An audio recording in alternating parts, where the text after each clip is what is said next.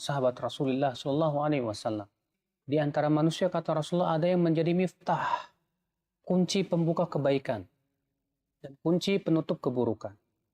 Maka kita ingin menjadi kunci-kunci yang membuka manusia kepada kebaikan. Dakwah sunnah mengajak manusia kepada jalan Rasulullah dan para sahabatnya. Radio dakwah, satu suara berjuta hidayah. Pesan layanan ini dihadirkan oleh RTVC, Asosiasi Radio TV Islam Indonesia. Radio Muslim, memurnikan akidah, mendebarkan sunnah.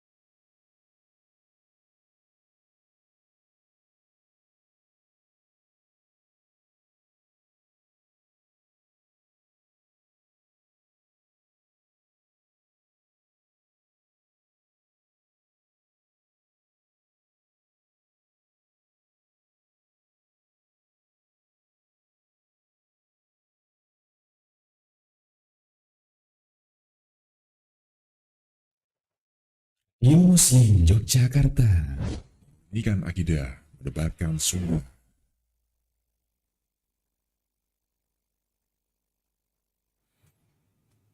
Pun berada, alhamdulillah kita kembali berjumpa di Radio Muslim Jogja, memurnikan akidah, menebarkan sunnah. Kita berjumpa di hari Rabu malam ini pukul 20:07 waktu Indonesia Barat di program acara Halo Dokter, bincang-bincang dan tanya jawab. Tadi bersamai oleh Dr. Taufik Indrawan, SPPD, spesialis penyakit dalam. Insya Allah bersama beliau kita akan membahas pembahasan yang perlu mungkin ya untuk kita bahas mulai hari-hari ini, karena kurang dari 1 bulan kita akan memasuki bulan Ramadan. Kita sudah ada di awal bulan Sya'ban ya. Dan insya Allah kita akan membahas tentang aturan puasa Ramadan bagi penderita penyakit kronis. Silakan bisa sampaikan pertanyaan atau konsultasi terkait dengan kesehatan, terutama mengenai pembahasan ini ya, yakni penyakit kronis, seorang yang memiliki penyakit kronis dan ingin berpuasa di bulan Ramadan. Silakan bisa sampaikan ke untuk nomor kami. Kami informasikan untuk nomor interaktif malam hari ini kita berbeda ya dari sebelumnya, Sobat Muslim. Silakan bisa hubungi nomor kami untuk interaktif atau tanya jawab di nomor 0821 2444 1561. Sekali lagi kami ulangi, silakan untuk tanya jawab, konsultasi silakan bisa sampaikan ke nomor interaktif 0821 2444 1561. Insya Allah akan kami sampaikan pertanyaan para pendengar sekalian kepada Dr. Taufik, yang insya Allah akan kita bincang-bincang bersama beliau malam hari ini. Dan silakan bisa sampaikan pertanyaan terkait dengan kesehatan, bisa sampaikan informasi juga jenis kelamin, lalu usia dan riwayat penyakit sebelumnya yang berkaitan dengan pertanyaan yang akan disampaikan. Alhamdulillah kita telah dibersamai oleh Dr. Taufik Indrawan di studio Radio Muslim Jogja. Kita sapa beliau terlebih dahulu. Assalamualaikum Dr. Taufik. Waalaikumsalam warahmatullahi wabarakatuh. Ya, terima kasih dokter, jazakallah khairan atas kehadirannya di studio. Apa kabar Dr. Taufik? Alhamdulillah, kabar baik. Alhamdulillah, barakallahu fiik dokter. Baik Sobat Muslim, alhamdulillah kita telah dibersamai oleh Dr. Taufik Indrawan, SPPD, Hafizahullah Ta'ala. Ya Sobat Muslim, semoga Allah berikan kepada kita kemudahan ya untuk bisa berjumpa dengan bulan Ramadan. Pembahasan kita masih terkait dengan Ramadan ya, insya Allah malam ini. Perlu ada beberapa persiapan-persiapan atau dalam tanda kutip bekal ya yang perlu kita siapkan sebelum kita menjumpai bulan Ramadan. Yang utama adalah ilmu ya terkait dengan fikih dan ilmu agama terkait dengan bulan Ramadan. Dan salah satu persiapan yang perlu kita siapkan juga adalah tentang kesehatan kita, Sobat Muslim. Fisik kita harus kita jaga karena ibadah kita agar lebih bisa maksimal. Kita bisa lebih maksimal beribadah kepada Allah Subhanahu wa taala, terutama puasa yang mungkin banyak berkaitan dengan fisik kita ya. Kita akan bahas pembahasan ini. Mungkin bisa kita awali dokter terkait dengan kesehatan ya, apa namanya? Untuk terkait dengan agama kan ada juga yang orang yang diperbolehkan tidak berpuasa karena uzur ya dokter ya. Mm-mm. Nah, salah satunya juga terkait dengan kesehatan mereka. Nah, dari sisi kesehatan sendiri, siapa sih dok yang boleh puasa dan yang kurang dianjurkan atau tidak dianjurkan puasa karena pertimbangan kesehatan? Dokter Taufik, silakan. Ya, baik, jazakallah khair. Jadi, Assalamualaikum warahmatullahi wabarakatuh. Alhamdulillah pada malam hari ini kita bisa bersua kembali di Radio Muslim ya. Eh, Pendengar sekalian, ada beberapa yang menjadi catatan bagi kita karena tidak lama lagi, barangkali kurang lebih 3 minggu lagi ya. Iya, kamu Kurang tanggal lebih 6 sekarang. kurang lebih 3 pekan lagi kita akan masuk pada bulan Ramadan. Jadi ketika kita bertemu dengan bulan Ramadan, maka kita akan selalu terngiang-ngiang pada ayat di surat Al-Baqarah tentang kewajiban berpuasa supaya kita bertakwa ya. Tapi kita jangan lupa dengan ayat berikutnya ya. Ayat berikutnya ini menjadi catatan penting bagi kita tentang siapa yang boleh untuk absen, untuk tidak berpuasa. Ya, yaitu adalah faman kana minkum maridon au ala safarin. Jadi ada 2 kelompok orang. Yang pertama adalah maridon atau orang sakit. Yang kedua adalah safar. Jadi orang yang sedang bepergian, menjalankan safar. Nah, kalau bepergian kita tidak membahas pada kesempatan kali ini, kita akan fokus pada yang pertama, yaitu maridon atau orang yang sakit. Dan di akhir ada keterangan, ya. Ada yang diwajibkan oleh Allah untuk mengganti dengan hari-hari sesuai dengan hari yang ditinggalkan. Ada juga Allah perintahkan untuk membayar fidyah saja, atau bisa keduanya, tergantung pada situasi dan kondisinya. Tetapi pada konteks malam hari ini kita akan mempersempit diskusi kita ya, agar tidak terlalu panjang terkait dengan orang-orang yang sakit yang dikatakan di sini adalah maridon gitu. Pada hadis yang lain ya,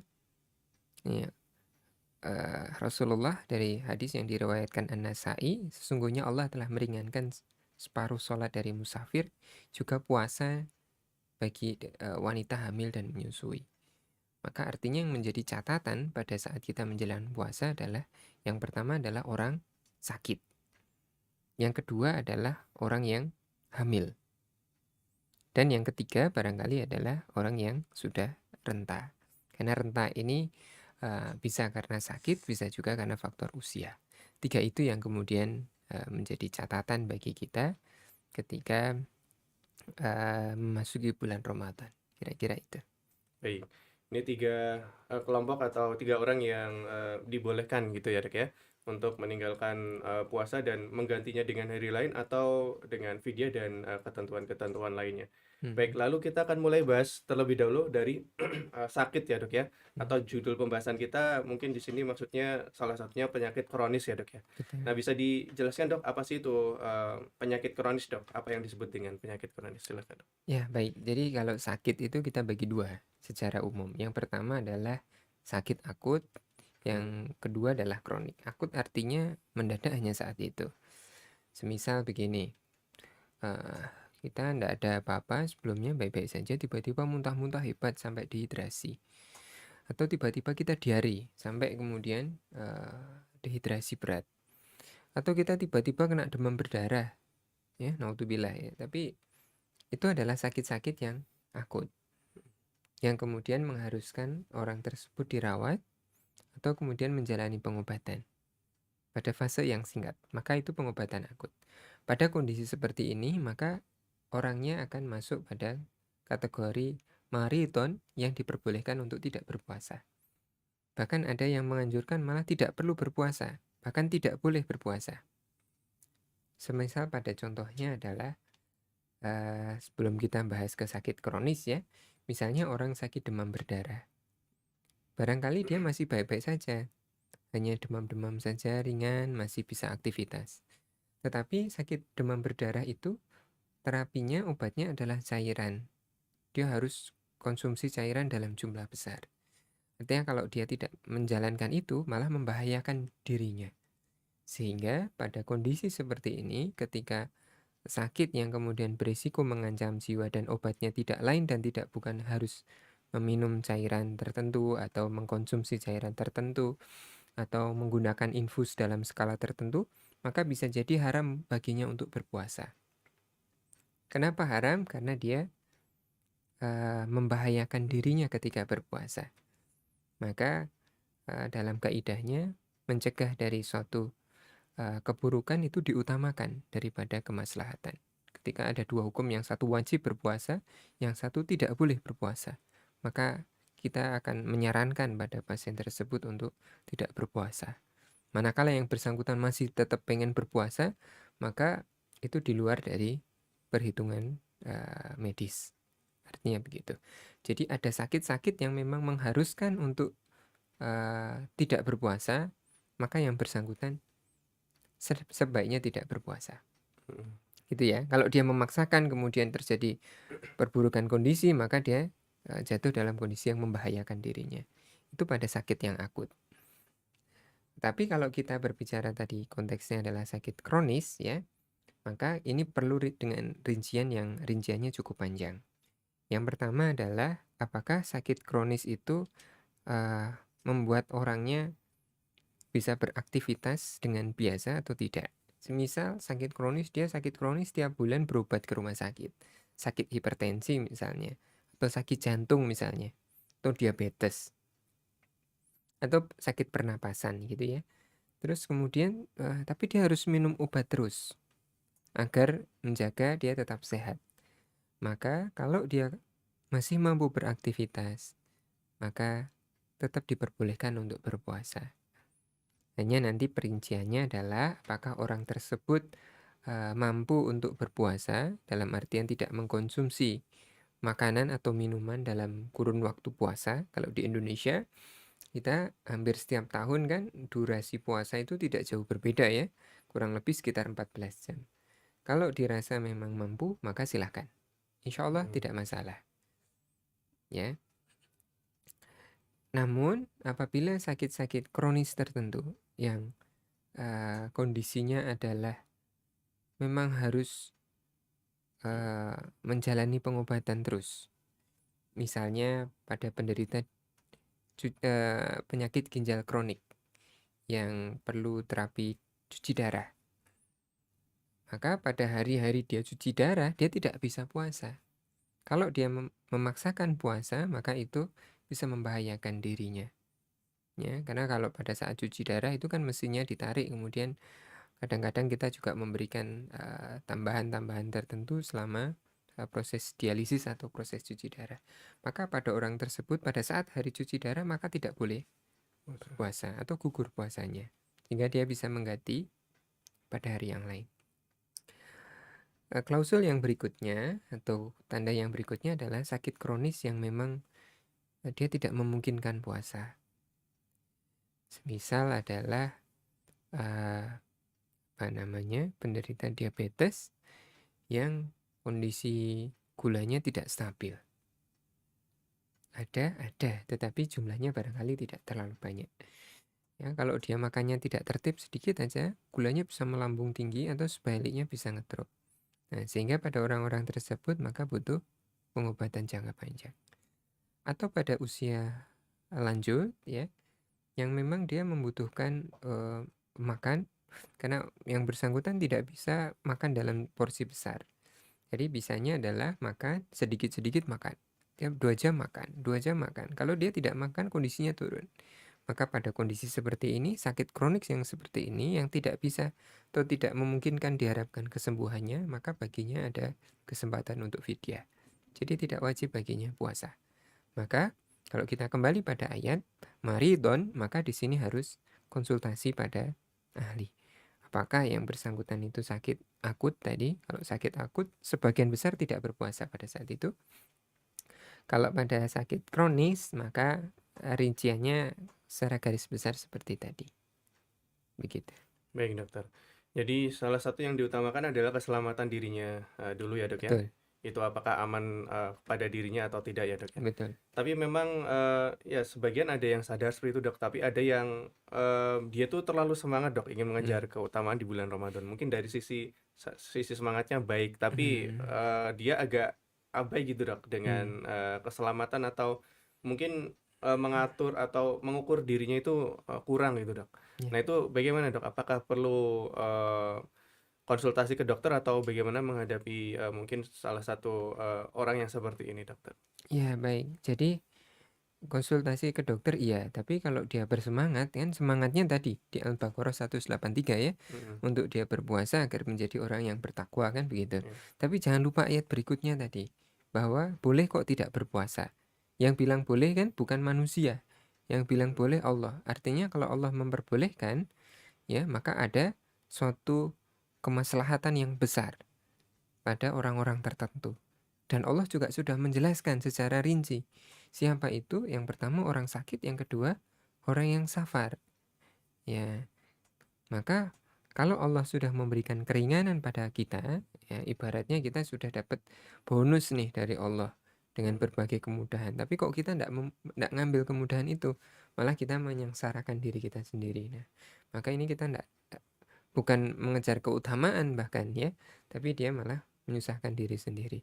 Satu itu. Kemudian yang berikutnya adalah anjuran bagi mereka yang sakit atau ada saudara-saudaranya yang sakit misalnya harus berobat ke dokter, maka konsultasilah. Ini masih ada waktu 3 pekan, bisa kontrol ya. Salah satu yang selalu kita ingatkan pada kaum muslimin, 1 bulan menjelang Ramadan, pada saat kontrol maka salah satu atau 2 ya, 2 hal yang wajib ditanyakan kepada dokter yang merawat, karena yang tahu adalah dirinya sendiri, orang-orang terdekatnya, dan dokter yang merawatnya. Saya ditanya tidak tahu kalau tidak merawat gitu kan. 2 hal yang harus ditanya, yang pertama adalah 1, apakah saya boleh berpuasa? Dan yang kedua adalah, kalau saya boleh berpuasa, apakah ada perubahan terapi yang diberikan? Nah, 2 hal itu yang harus ditanyakan, dan hukumnya wajib bagi orang-orang yang bagi kaum muslimin yang memang dia sedang sakit kronik gitu. Baik dokter. Tadi salah satunya ada disebutkan misalnya penyakit ginjal kronis yang mengharuskan dia salah satu treatmentnya adalah cuci darah ya dok ya. Yang mana itu tidak boleh ditinggalkan dan harus tidak berpuasa ketika itu.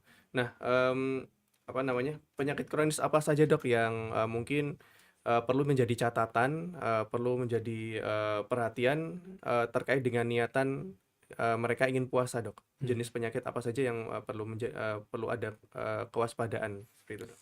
Oke, yang pertama tadi ya, gagal ginjal atau penyakit ginjal kronik yang sampai membutuhkan terapi pengganti ginjal, baik cuci darah atau semisalnya. Biasanya penderita ginjal kronik itu sudah pinter-pinter pasiennya, jadi sudah tahu nih saya terapinya apa. Jadi kalau sudah sakit di tahap itu, maka kalau cuci darah, pada saat hari cuci darah maka tidak memungkinkan untuk berpuasa. Tapi di luar hari cuci darah, kalau yang bersangkutan mampu, maka silahkan. Untuk menilai mampu atau tidak, tadi dirinya yang tahu dan dokter yang merawat. Ya, ini yang tahu secara perhitungannya. Jadi harus diskusi, boleh atau tidak. Itu tidak boleh memutuskan sendiri. Kemudian yang kedua adalah penyakit diabetes. Nah, penyakit diabetes ini sangat berkaitan dengan konsumsi makanan. Ya kan? Kalau dia makan gulanya tinggi, dia tidak makan gulanya ngedrop. Obat-obatan diabetes rata-rata menurunkan gula.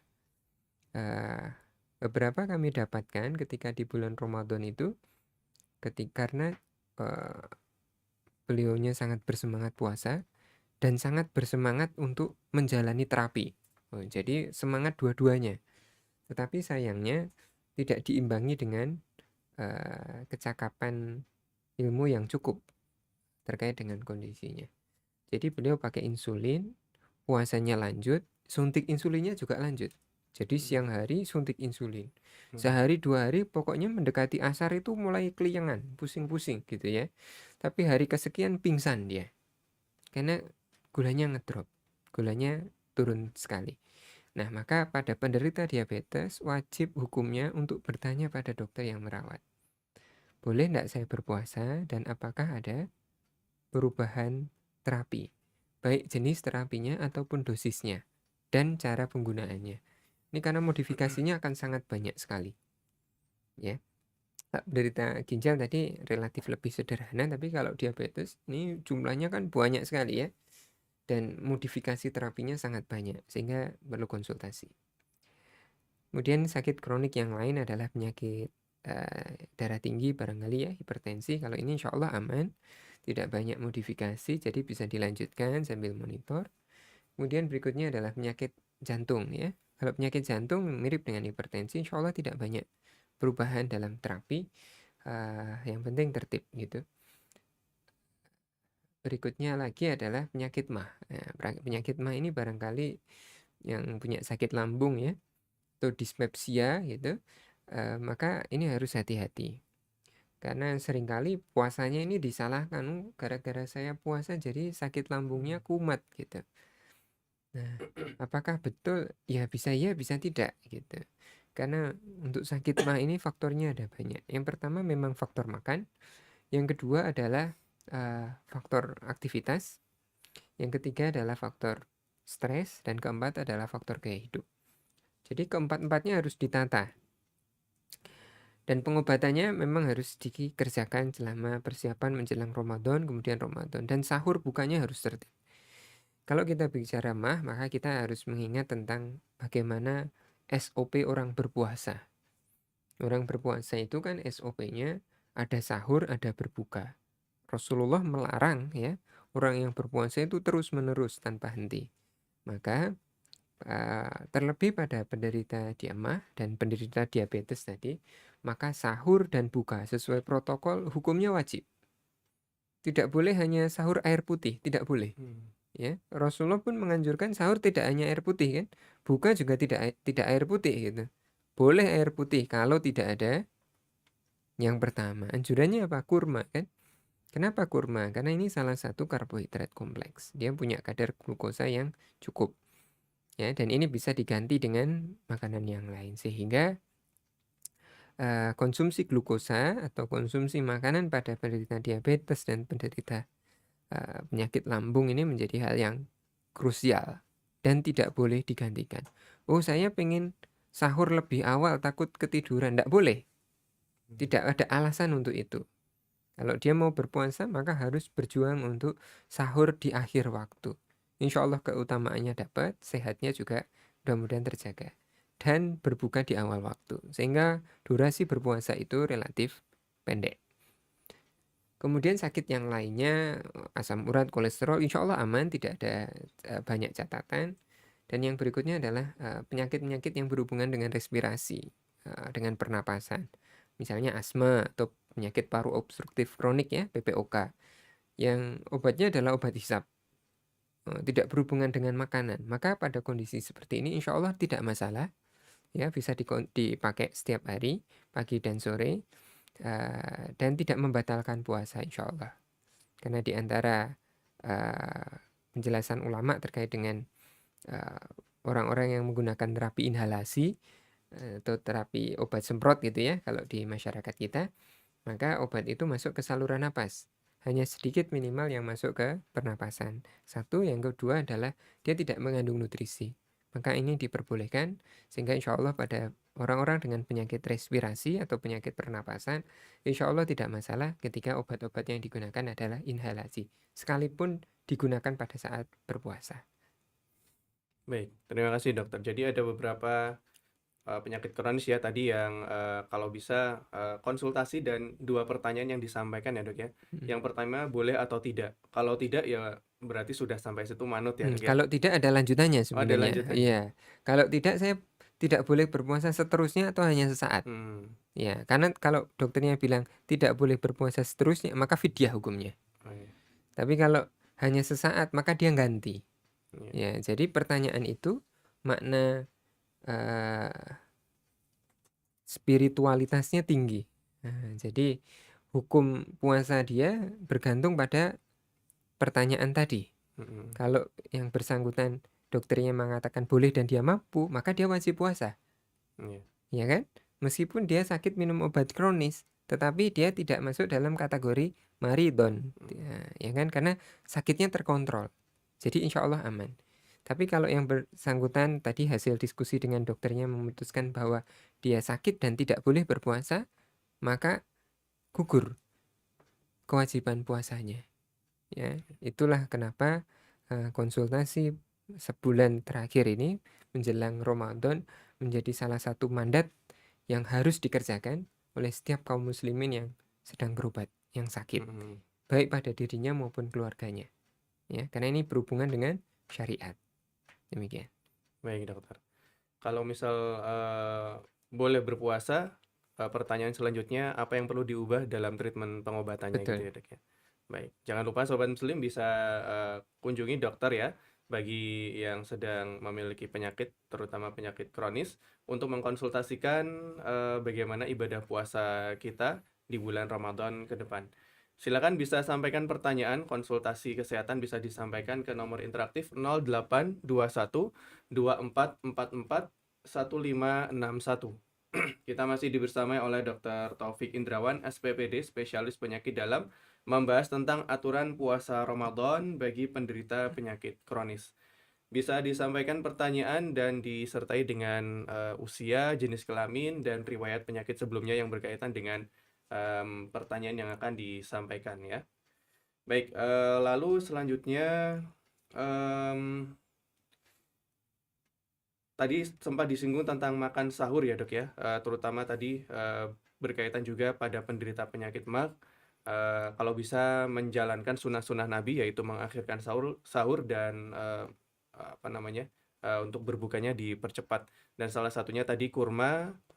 Lalu untuk makanan-makanan lain dok, apakah ada makanan tertentu yang dianjurkan bagi beberapa penderita penyakit kronis atau penyakit-penyakit yang bisa terkontrol untuk berpuasa dokter? Iya, baik. Jadi di antara anjuran untuk berpuasa, salah satunya tadi harus sesuai SOP ya, sesuai protokol puasa. Yang bikin syariat puasa itu kan bukan kita ya, tapi Allah lewat Rasulnya. Jadi itu SOP-nya mesti sudah jelas gitu. Dan di antara SOP-nya tadi sahur yang diakhirkan, buka yang dipercepat. Itu tidak perlu dinego. Ya, karena itu insya Allah manfaatnya juga akan kembali ke kita. Terus bagaimana dengan makanannya? Kalau kita berbicara tentang makanannya, maka tidak ada spesifikasi khusus. Hanya anjuran Rasulullah diantaranya adalah kurma. Nah, kenapa kurma? Kan gitu ya, salah satu hal yang menarik. Di zaman Rasulullah memang hanya ada kurma.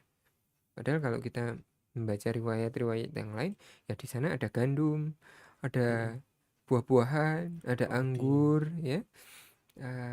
Tetapi yang dipilih adalah kurma. Ada apa dengan kurma? Ternyata kurma ini memang punya termasuk dalam karbohidrat yang kompleks. Artinya kalau dipakai untuk sahur, dia tidak segera habis tenaganya. Kalau karbohidrat itu dibagi dua, yang simpel dan yang kompleks. Kalau yang simpel itu cepat habis tenaganya. Misalnya buah-buahan, ya. Misalnya kita lagi lapar sekali, maka kita makan buah, tenaganya langsung terisi. Tapi habis itu 1 jam 2 jam kita lemes lagi. Tapi berbeda dengan karbohidrat kompleks, maka ini durasinya jangka panjang. Awet irit lah gitu ibaratnya kalau kita punya bahan bakar. Ya, dan berbuka juga menggunakan kurma. Nah, sehingga harapannya adalah kita terjaga dalam kondisi yang stabil seperti itu. Baik dok. Lalu masih berkaitan dengan makanan, tentang cara makannya dok. Sebagian itu kalau puasa itu pengennya langsung makan banyak, apalagi kalau yang berburu takjil itu langsung beli banyak. Pada akhirnya sebagian itu langsung balas dendam ya, istilah balas dendam sering kita dengar ya. Sebagian setelah balas dendam, sholat maghribnya jadi nggak enak dok. Hmm, Jadi nggak konsen karena iya. perutnya nggak enak ya. Nah berkaitan dengan ini cara makan, bagaimana anjuran dari kesehatan sendiri dok? Oke, untuk anjurannya maka pada saat perut kita habis kosong maka jangan disuruh kerja keras ya. Pada saat kita makan sebenarnya kita memaksa saluran cerna kita untuk bekerja. Ya kan, sebelum energi itu kita dapatkan, biar energi itu dapat kan dia harus diserap ya. Sari-sari makanannya itu diserap. Nah, bagaimana menyerapnya kan dia ada mesin yang bekerja. Nah, mesin itu adalah saluran pencernaan kita. Mulai dari mulut, kemudian masuk ke kerongkongan, ya, masuk ke lambung, ke usus dan sebagainya. Sehingga kemudian diserap. Nah, kalau kita memberikan porsi yang besar, ya, maka mesinnya kewalahan. Ya, maka berikanlah kesempatan buat mesin-mesin cerna kita, saluran cerna kita untuk berlatih bertahap ya. Jadi setelah kita kosong, maka dikasih makan adalah bertahap ya. Nggak usah langsung banyak ya, sedikit aja. Anjurannya kan kurma ya, bukan bukan nasi padang ya. Nah, maka nanti untuk makan besarnya bisa setelah tarawih gitu. Baik dokter. Kita akan coba bincangkan pembahasan selanjutnya dok. Tadi salah satu atau 3 kategori ya, yaitu orang sakit, lansia, dan ibu hamil. Kita akan coba lanjut ke ibu hamil dok. Hmm. Kan salah satu keringanan juga ibu hamil bagi ibu hamil ya dok ya. Ada beberapa ketentuan juga terkait dengan bagaimana mengganti bulan Ramadan puasa Ramadan yang ditinggalkan. Nah, berkaitan dengan ibu hamil ini, apakah mutlak atau mungkin berdasarkan usia kehamilannya atau bagaimana yang dianjurkan tidak berpuasa dan boleh berpuasa, dokter? Mm-mm. Prinsipnya tidak ada larangan yang mutlak bagi ibu hamil. Bisa iya, bisa tidak. Maka tergantung pada kondisinya. Kalau kita membaca tentang syariat puasa pada ibu hamil, maka teksnya adalah khawatir atau kekhawatiran. Namanya khawatir itu adalah sesuatu hal yang belum terjadi. Beda dengan tadi, ketika kita berbicara maridon, maka itu kondisinya sedang terjadi. Tetapi kalau kita berbicara pada konteks ibu hamil, maka itu adalah kekhawatiran, baik pada dirinya maupun pada janinnya. Maka pada ibu yang hamil dan ibu menyusui juga, maka yang dilihat adalah masa depan. Artinya, apakah yang bersangkutan ini merasa yakin untuk berpuasa atau tidak? Satu itu. Yang kedua, kalau dia tidak yakin untuk berpuasa karena dia ragu-ragu pada kondisinya atau pada janinnya, karena yang bersangkutan kalau puasa misalnya sering mual-mual ya, kemudian lemas, maka yang bersangkutan boleh tidak berpuasa. Yang kedua adalah kalau yang bersangkutan ini mantep, saya tidak ada kekhawatiran insya Allah gitu. Saya siap untuk berpuasa. Maka pada orang yang kedua ini yang harus konsultasi dengan dokternya. Ya, sehingga nanti dia akan dievaluasi apakah kehamilannya sesuai atau tidak. Usia kehamilannya sesuai atau tidak. Ya, sama usia sekian, berat ibunya sekian, berat janinnya sekian, ya. Ketubannya cukup atau tidak, ya, kondisi janinnya bagaimana, apakah beliau perlu nutrisi tambahan atau tidak, gitu. Maka kalau dokternya memutuskan aman, maka boleh berpuasa. Tapi kalau dokternya untuk bayinya kan belum lahir. Nah, jadi kembali ke tadi kekhawatiran, kekhawatiran baik dari ibunya maupun dari dokter yang merawatnya berdasarkan data-data yang ada. Nah, pada kondisi seperti ini maka yang bersangkutan boleh untuk tidak berpuasa. Jadi hukum asalnya kalau ibu hamil dan menyusui itu boleh tidak berpuasa. Nah, tapi kalau beliau mau berpuasa maka silahkan jika memang kondisinya memungkinkan. Jadi silahkan nanti diskusi dengan dokter kandungan atau tenaga kesehatan yang merawat sebelumnya. Kalau memang aman maka silahkan. Jika tidak maka ada kesempatan untuk mengganti di lain waktu insyaallah. Baik dokter, terima kasih.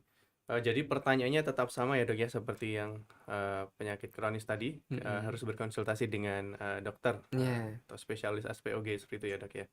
Baik, lalu untuk lansia dok, bagaimana rambu-rambu atau aturannya dok? Untuk lansia ada catatan khusus ya. Berbeda dengan tadi, kalau lansia itu salah satu tandanya adalah multimorbid kalau bahasa kerennya ya. Punya penyakit yang beragam.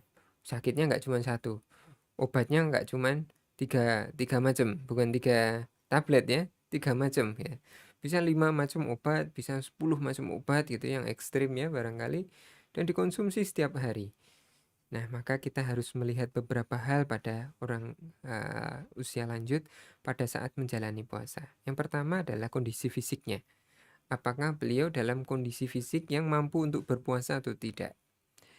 Yang kedua adalah kondisi sakit dan pengobatannya. Tadi masuk ke pembahasan sakit kronis yang tadi. Dan yang ketiga adalah selain fisik dan pengobatan adalah kondisi kognitifnya. Kognitifnya itu mencakup dia memorinya, ingatannya, apakah beliaunya ini pikun atau tidak.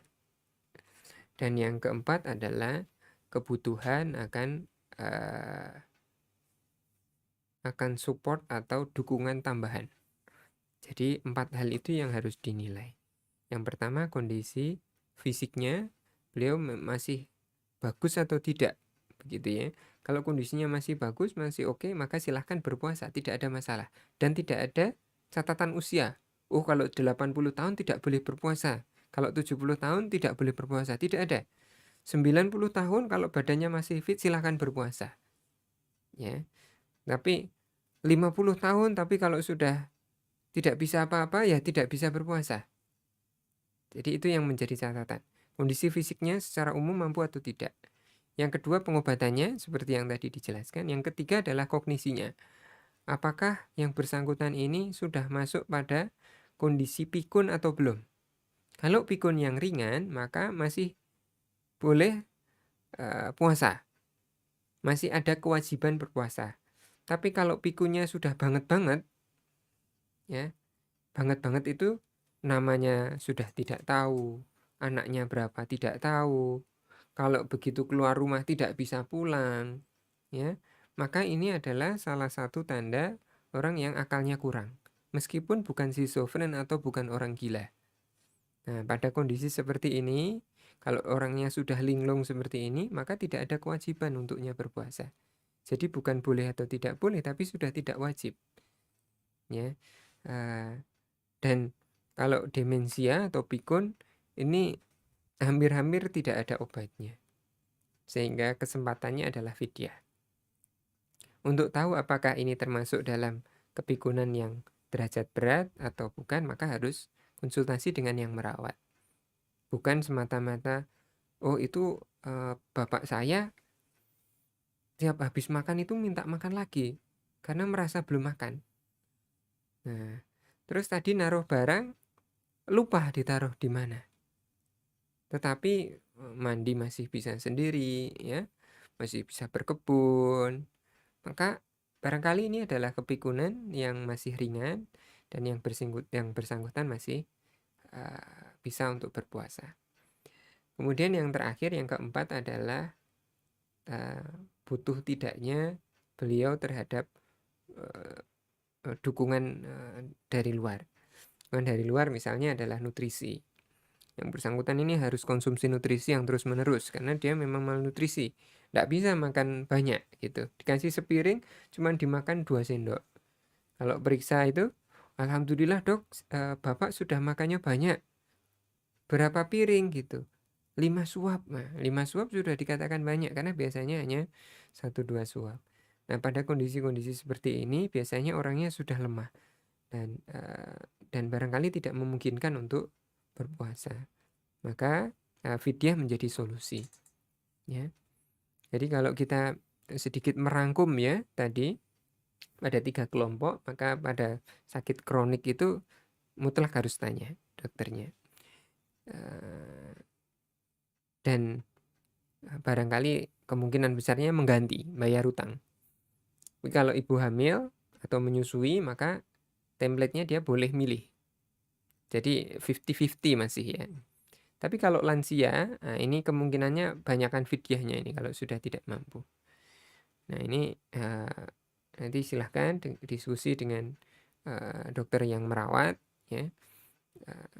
Dan mudah-mudahan bisa mendapatkan jawaban dan solusi yang terbaik. Baik, terima kasih dokter atas penjelasannya. Mungkin kita akan buka sesi tanya dan jawab dokter dengan para pendengar dan pemirsa sekalian.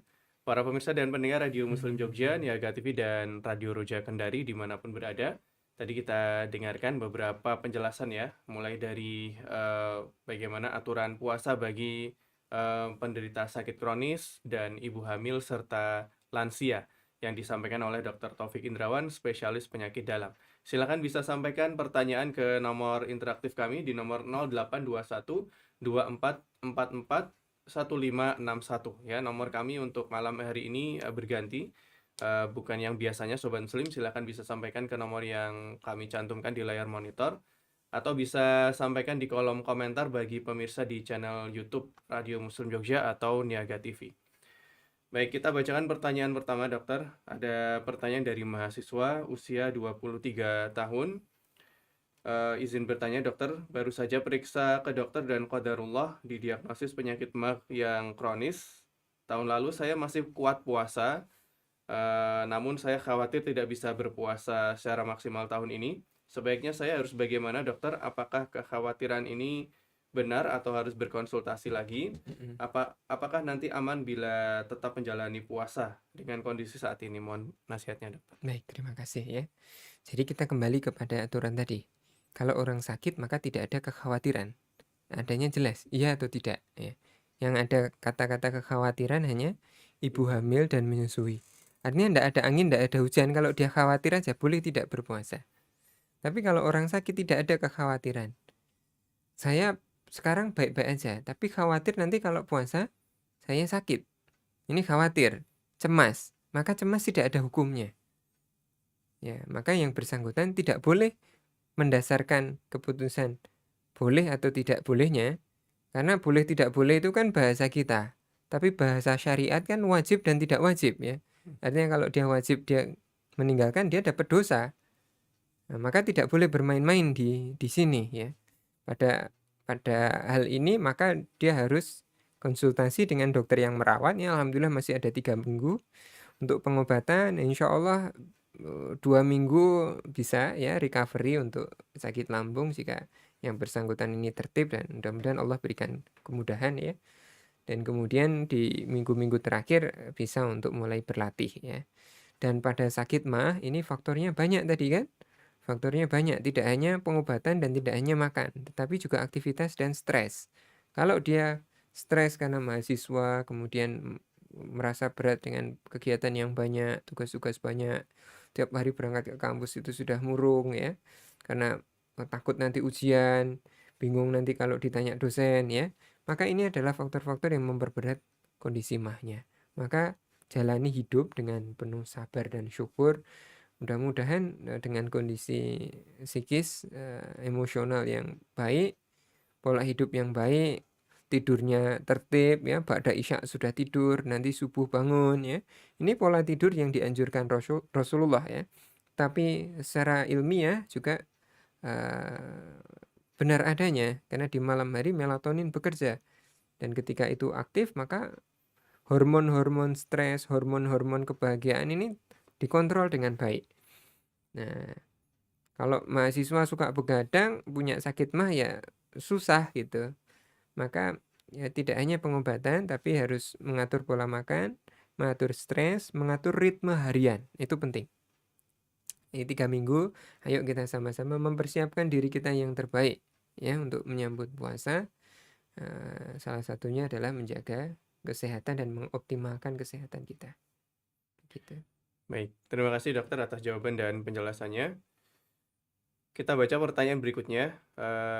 Pertanyaannya, dokter, apa manfaat puasa bagi kesehatan dan olahraga apa yang disarankan saat puasa serta waktu olahraganya, dokter? Mohon nasihatnya, dok. Iya, manfaat puasa banyak ya.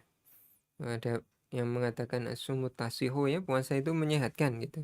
Menyehatkan bagi mereka yang mematuhi SOP-nya. Tetapi kalau tidak mematuhi SOP-nya ya jadi bubrah kan begitu.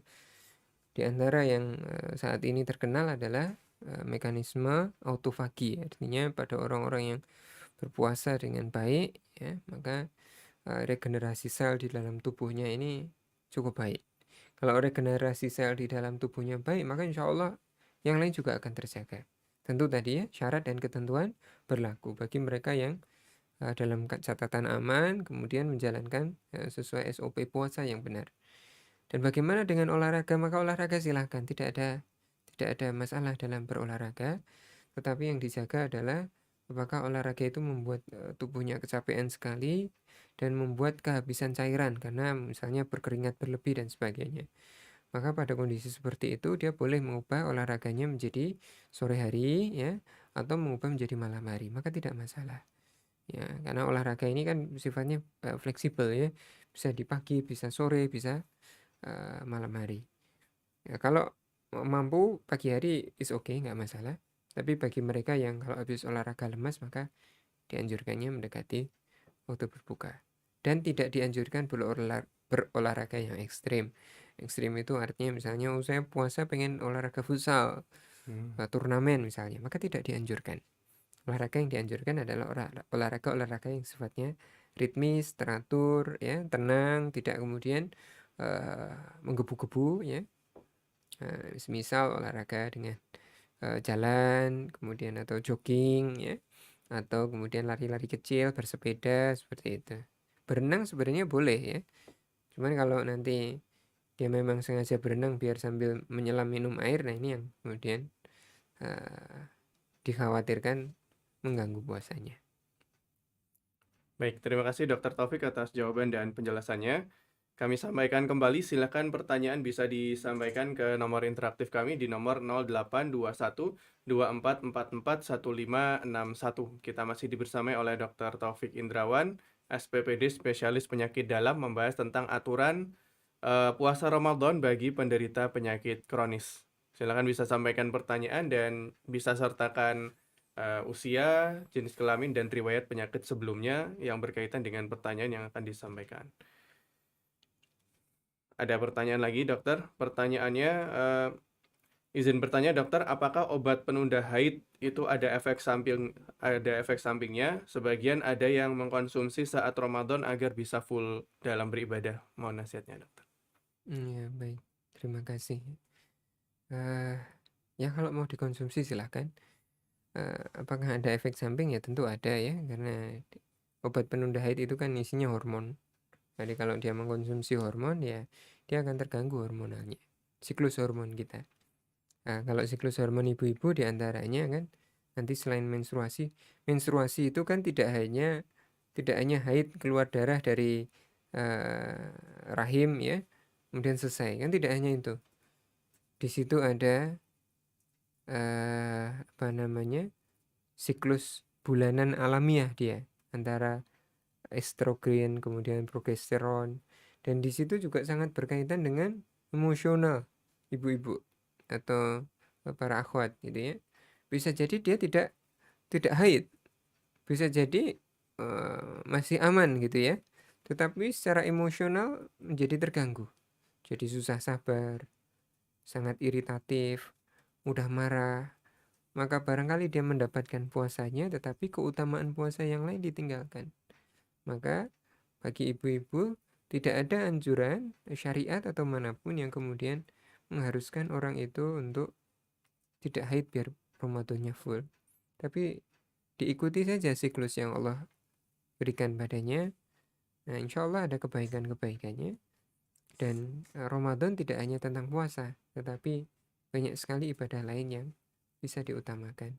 Apakah itu dengan sedekahnya, dengan membaca Al-Quran, ya, dengan menghafal Quran, dengan mengajar kebaikan, ya, ataupun kebaikan-kebaikan lain. Baik, terima kasih dokter atas jawaban dan nasihatnya. Baik, pertanyaan berikutnya tentang ibu hamil, tentang ibu menyusui, dok. Dokter, apa aturan bagi ibu menyusui jika ingin tetap berpuasa? Bagaimana jika produksi ASI sebenarnya agak pas-pasan? Namun saya rasa puasa itu tidak terlalu berpengaruh tidak terlalu signifikan pengaruhnya pada produksi ASI saya. Mohon penjelasannya, Dok. Oke, baik. Ya, kembali tadi ya, kata kuncinya adalah kekhawatiran ya. Kalau dia tidak ada kekhawatiran, maka silahkan mencoba untuk berpuasa. Dengan catatan ya ASI-nya masih seperti biasanya. Pertumbuhan putrinya masih sesuai dengan garisnya. Kan kalau menyusui itu kan bayinya sudah ada. Dan sudah ada panduan tuh kurvanya. Kalau di buku KMS itu yang kemudian setiap bulan di posyandu atau di puskesmas atau ke dokter anak dimonitor itu panduannya kan sama. Kalau dia masih mengikuti garis hijau maka silahkan, insya Allah tidak apa-apa. Tapi kalau dengan puasa kemudian menjadikan anaknya turun ya, masuk di grafik kuning atau apalagi dia memerah, maka pada kondisi seperti ini barangkali lebih ahsan ketika yang bersangkutan ini memaksimalkan ASI pada buah hatinya. Seperti itu. Baik. Tapi tidak ada hal yang mutlak pada ibu menyusui sebenarnya. Baik, jazakallahu khairan, Dok, atas jawabannya. Ada pertanyaan berikutnya dari penanya berusia 80 tahun, Dokter. Sepertinya seorang bapak ya. Assalamualaikum, Dokter. Alhamdulillah di usia 80 tahun kami masih bisa berpuasa, masih bisa saum, tetapi terkadang ada keluhan perut itu panas. Ini kira-kira kenapa ya, Dokter? Mohon solusinya dan bagaimana mohon nasihatnya jika ingin berniat untuk berpuasa di bulan Ramadan tahun ini, Dokter. Ya, baik, silakan. Ya, prinsipnya silahkan, jika mampu silahkan ya. Tapi kalau ada masalah sebelumnya saya merasa mampu, tapi riwayat sebelumnya kalau puasa maka ada masalah, maka silakan konsultasi dengan dokter. Ya, apakah ini memang sakit mah atau ada sakit lain yang belum diketahui, sehingga check up mendekati Ramadan ini penting ya. Kalau hari-hari ini Kementerian Kesehatan itu kan menganjurkan check up di hari ulang tahun ya. Nah, barangkali kita kalau sebagai kaum muslimin perlu check up menjelang Ramadan ya. Jadi dicek gitu, apa-apa yang kira-kira kurang bermasalah maka diperbaiki. Dalam rangka apa? Biar Ramadannya nanti paripurna kan gitu. Maka silahkan nanti konsultasi dengan dokter atau tim kesehatan di sana. Insya Allah nanti ada beberapa hal yang bisa dikerjakan, ada terapi-terapi yang bisa diberikan, dan menjelang Ramadan di bulan Sya'ban maka boleh untuk mulai berlatih ya. Bagi yang ada sakit kemudian atau usianya sudah lanjut merasa pengen berpuasa tapi butuh pemanasan, maka ini adalah waktunya. Sya'ban adalah waktu untuk kita pemanasan sebelum nanti kita masuk pada bulan Ramadan. Baik, terima kasih atas jawabannya, Dr. Taufik. Kita baca pertanyaan berikutnya, Dokter. Izin bertanya, Dokter. Penyakit MAG ini kan umumnya muncul saat kurang makan atau telat makan. Kira-kira adakah batasan atau pertanda khusus kapan puasa harus dibatalkan bagi penderita MAG untuk mengurangi sakit yang semakin parah? Mohon penjelasannya, Dokter. Sakit MAH atau dispepsia ya, ini ada yang berbahaya dan tidak berbahaya. Sebagian besar 80% lah kurang lebih itu tidak berbahaya. Hanya sekitar 10-20% yang kemudian membutuhkan penanganan khusus ya. Di antara tanda bahaya dari mereka yang sakit MAH adalah satu, sakit MAH yang diikuti berat badan yang turun. Yang kedua, sakit MAH yang diikuti muntah-muntah hebat, atau muntah-muntahnya tidak hebat tetapi ada semburat darahnya. Nah, atau makin hari makin pucat orangnya.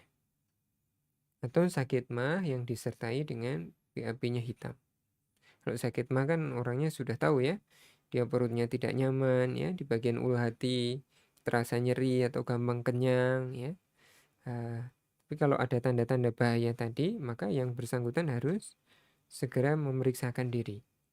Tapi apakah ada sakit MAH yang kemudian terjadi secara akut? Nah, sangat jarang sekali.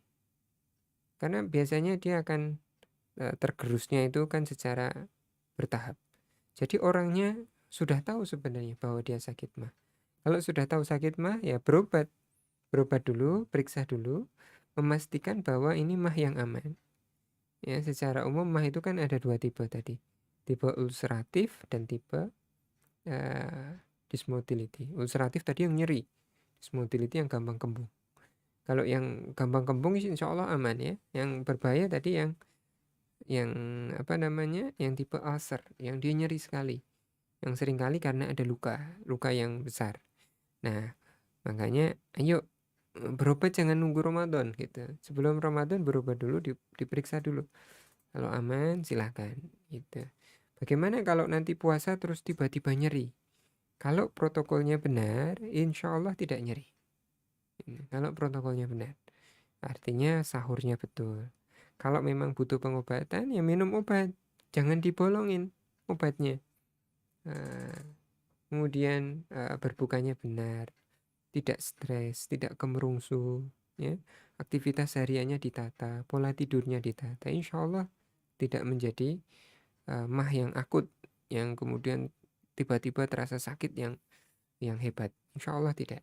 Tapi kalau ternyata memang qadarullah sampai sakit yang hebat, maka harus periksa pada saat itu. Ya, itu yang bisa kami sarankan.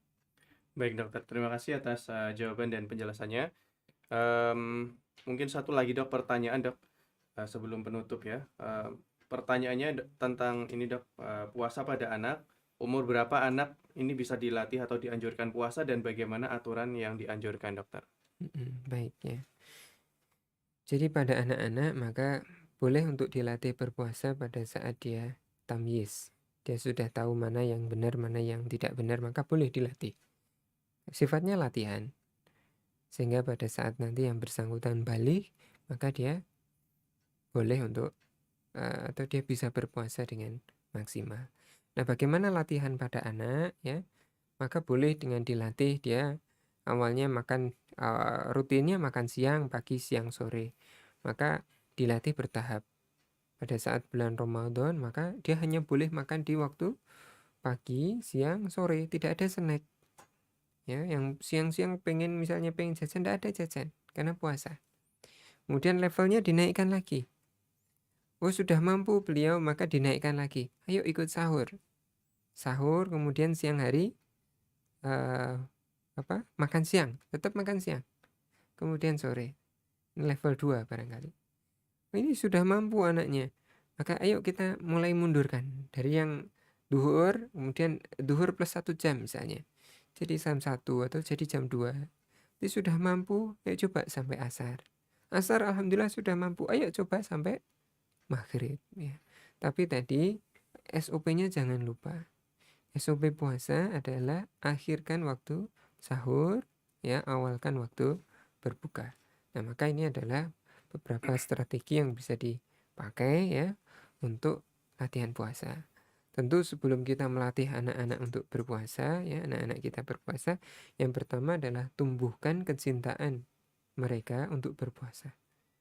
Yang penting senang dulu. Oh ya, ternyata puasa itu, lihat bapak ibunya puasa itu menyenangkan loh. Buat suasana rumah di bulan Ramadan itu menyenangkan. Sahurnya menyenangkan, berbukanya menyenangkan, makanan-makanannya tidak biasa ya. Yang biasanya makan misalnya telur tahu tempe, oh ternyata pada saat puasa ada ayam bakar, besoknya lagi ada ikan gitu ya. Maka masya Allah anak-anak kan tergugah dan tertarik dengan hal-hal itu. Ketika cintanya sudah tumbuh, kemudian SOP-nya dijalankan ya, kemudian dilatih bertahap, maka insya Allah mudah-mudahan bukan hanya aman untuk kesehatan anak, tetapi juga kecintaan dia terhadap syariat juga menjadi lebih besar. Demikian. Baik, terima kasih Dr. Taufik atas jawaban dan penjelasannya. Dan alhamdulillah waktu kita sudah habis ya. Semoga pembahasan tadi bermanfaat. Sebagai penutup dok, mungkin perlu juga tips bagi kita yang alhamdulillah diberikan nikmat sehat oleh Allah Subhanahu wa taala menjelang bulan Ramadan ini. Persiapan apa yang perlu kita persiapkan, dan mungkin juga kalimat penutup lain untuk mengakhiri perjumpaan kita malam ini. Silakan dokter. Baik ya, bagi yang tidak sakit alhamdulillah, yang pertama harus bersyukur kepada Allah karena tidak semua orang diberikan nikmat itu. Yang kedua adalah ayo kita mempersiapkan Ramadan kita dengan yang terbaik. Dengan cara apa? Mulai kita menata hari kita dengan tertib, mulai menata makan kita, menata aktivitas harian kita, menata stres kita hariannya, maka mudah-mudahan ini menjadi wasilah untuk menjadi puasa dalam kondisi fisik yang prima. Tentu pengetahuan syariat terkait dengan puasa, wajibnya puasa, rukunnya puasa, ya, dan bagi berhubungan dengan kesehatan tadi adalah SOP berpuasa. Insya Allah tidak ada yang bertentangan di antara syariah dan juga hukum-hukum ilmiah atau teori-teori ilmiah pada saat ini yang berkembang. Demikian yang bisa kami sampaikan. Mudah-mudahan perjumpaan kita memberikan manfaat bagi kami dan bagi para pemirsa sekalian. Mohon maaf jika ada kekurangan. Assalamualaikum warahmatullahi wabarakatuh. Waalaikumsalam warahmatullahi wabarakatuh. Jazakallah khairan Dr. Taufik Indrawan atas materi dan juga sharing ilmu yang bermanfaat malam hari ini. Semoga Allah senantiasa menjaga dan melimpahkan keberkahan untuk Dr. Taufik dan keluarga. Demikian Sobat Muslim, bincang-bincang kita bersama Dr. Taufik Indrawan, SPPD, Spesialis Penyakit Dalam. Kita membahas tentang beberapa aturan terkait dengan puasa Ramadan bagi penderita penyakit kronis. Semoga menjadi ilmu yang bermanfaat bagi kita semua. Insya Allah program Halo Dokter rutin setiap hari Rabu malam pukul 20 waktu Indonesia Barat di Radio Muslim Jogja, Niaga TV, dan Radio Roja Kendari. Jazakumullah khairan, kita akhiri. Subhanakallahumma wa bihamdika asyhadu an la ilaha illa anta astaghfiruka wa atubu ilaik. Wassalamualaikum warahmatullahi wabarakatuh. Assalamualaikum warahmatullahi wabarakatuh.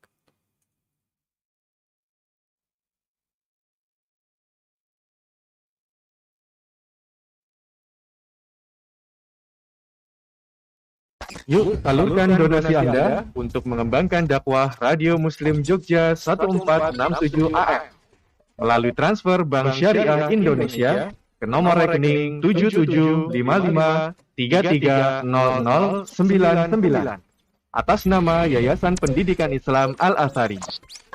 Konfirmasi via WhatsApp atau SMS ke nomor 0852 9334 8887 dengan format nama, pagar, kota, pagar, nominal.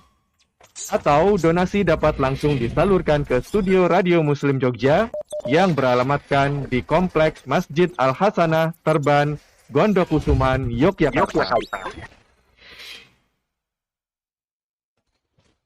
Radio Muslim, memurnikan akidah, mendebarkan sunnah.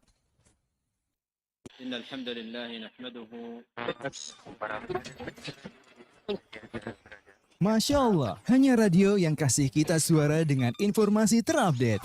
Kini, radio bisa diakses untuk berjuta faidah. Hiburan Al-Quran, ilmu agama dan dakwah Islam, teknologi dan dunia kesehatan, serta bisnis dan promosi. Alhamdulillah, radio kini lebih inspiratif, mencerahkan, dan menghibur kolbu. Radio dakwah. Kemajuan teknologi, informasi maupun elektronik, media, dan yang lainnya, sesuatu yang tentunya untuk menyebarkan dakwah sunnah Rasul